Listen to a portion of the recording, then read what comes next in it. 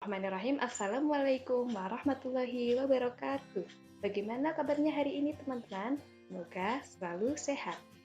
Kali ini kita akan belajar mata pelajaran IPA tema 1 dan tema 2. Yang pertama, kita akan belajar materi tentang bunyi. Nah, apa itu bunyi?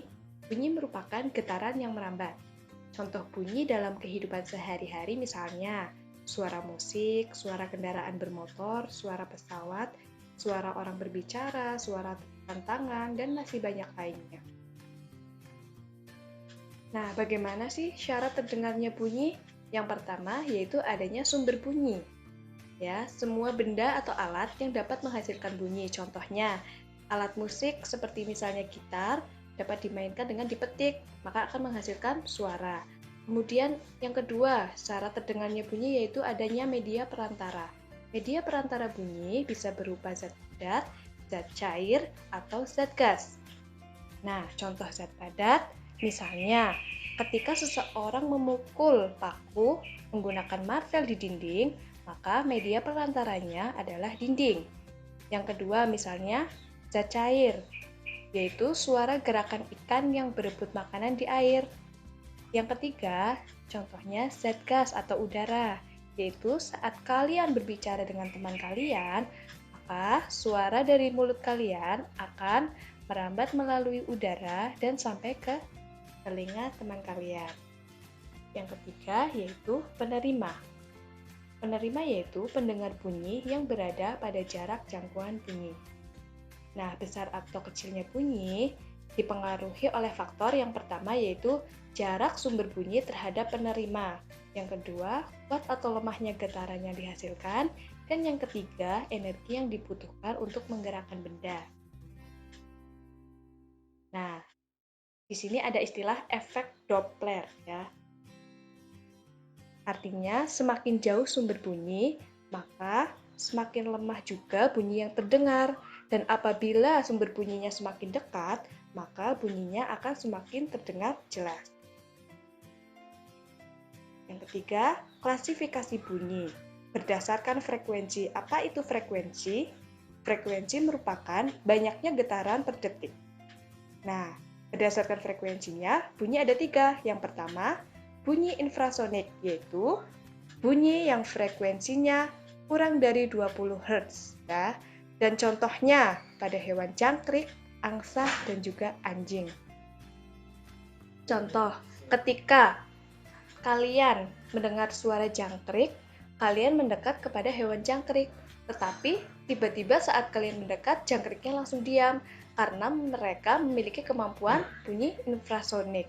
Mereka dapat mendengar bunyi-bunyi yang lemah ya. Kemudian audiosonik ya, bunyi yang getarannya antara 20 sampai 20.000 Hz ya. Bunyi ini didengar oleh manusia. Kemudian yang ketiga ada bunyi ultrasonik, yaitu bunyi yang sangat kuat getarannya yaitu lebih dari 20.000 Hz ya. Contohnya pada hewan kelelawar dan juga lumba-lumba. Nah, sebenarnya kelelawar itu memiliki penglihatan yang buruk, tetapi mengapa ya mereka bisa terbang di malam hari? Nah, dengan kemampuan mendengarkan bunyi ultrasonik ini, mereka memantulkan suara mereka ke benda-benda yang ada di sekitarnya. Jadi mereka tahu bahwa misalnya di samping ada pohon misalnya, di bawah ada batu. Jadi mereka menggunakan kemampuan suaranya yang dipantulkan, kemudian suaranya kembali terdengar ya. Bunyi ultrasonik. Kemudian yang keempat, sifat bunyi. Sifat bunyi yang pertama yaitu bunyi merambat melalui zat padat, cair, dan juga gas. Nah, bunyi ini paling cepat merambat pada zat padat karena partikel zat padat berdekatan dan rapat. Contohnya, ketika kereta akan lewat, maka gemuruh suaranya sudah sampai di depan kita misalnya, padahal keretanya belum saja lewat. Kemudian yang kedua, bunyi dapat dipantulkan dan diserap.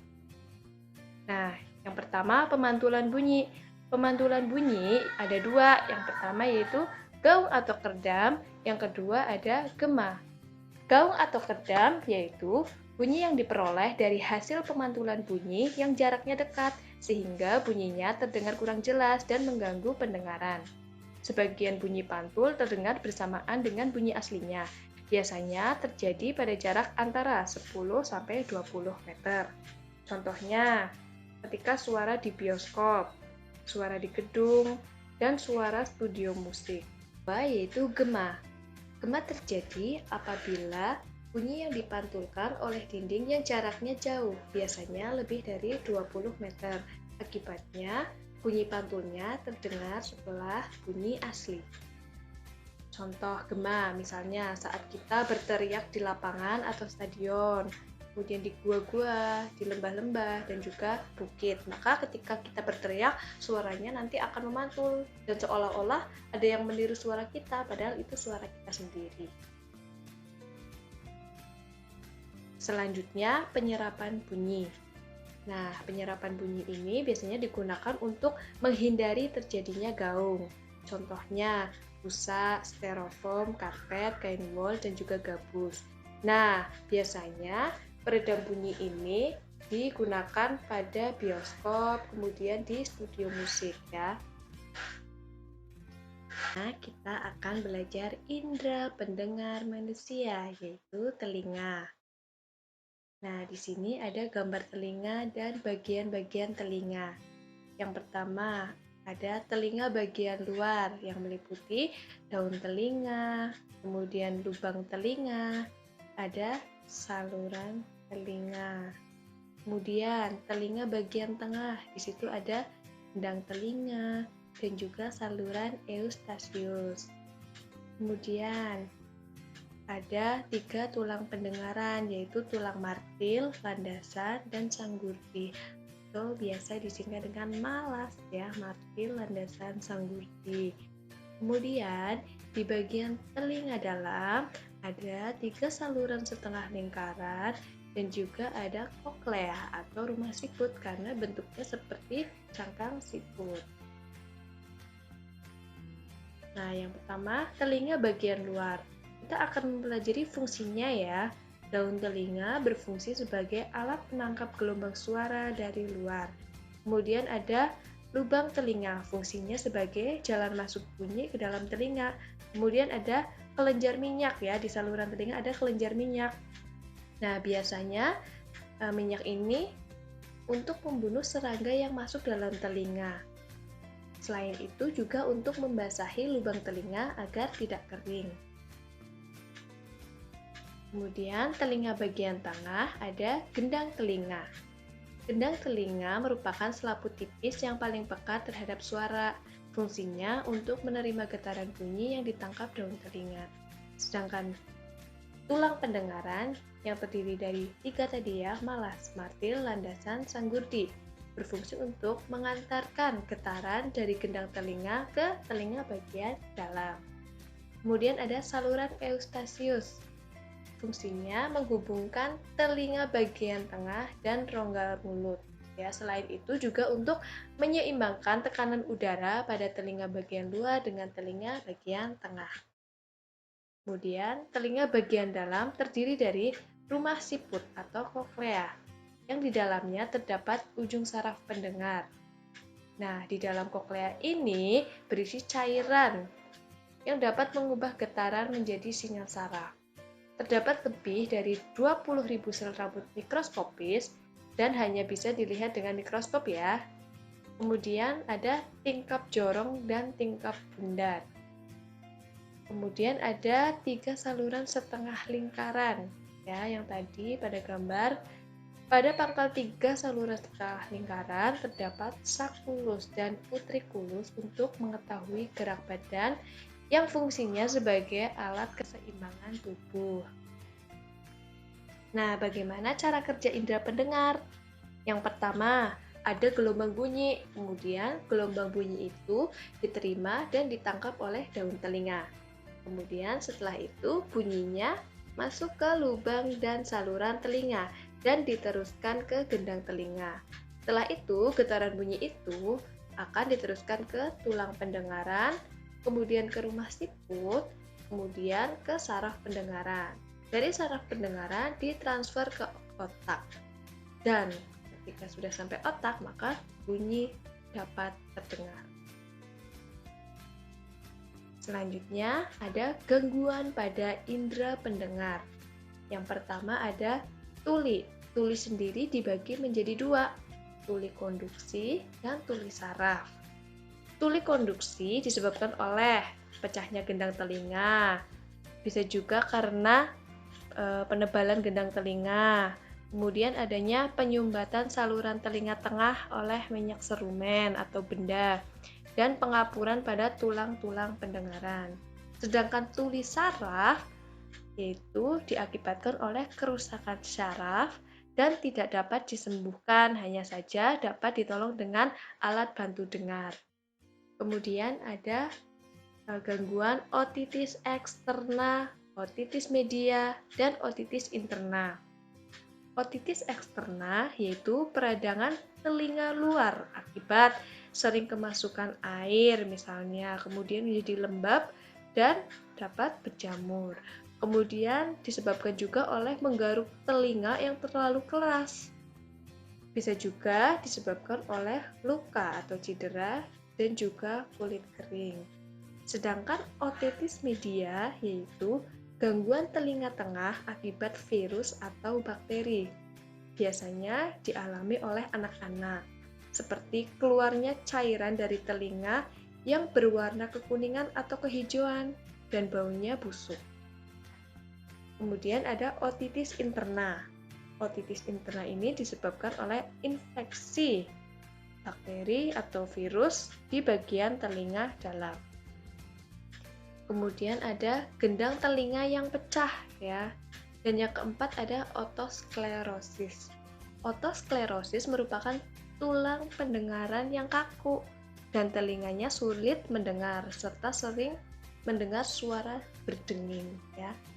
Nah, cara memelihara kesehatan indera pendengar dengan cara membersihkan bagian daun telinga kita dan hindari pemakaian cotton bud karena kotoran dapat terdorong masuk ke dalam. Kemudian hindari suara keras dan rutin periksa ke dokter. Energi. Energi merupakan suatu besaran yang tidak dapat diciptakan atau dimusnahkan dan hanya bisa dikonversi atau berubah bentuk menjadi energi lain. Nah, macam-macam energi, ada energi panas, energi kimia, energi listrik, energi bunyi, energi cahaya, energi nuklir, energi kinetik, energi tegas, dan juga potensial.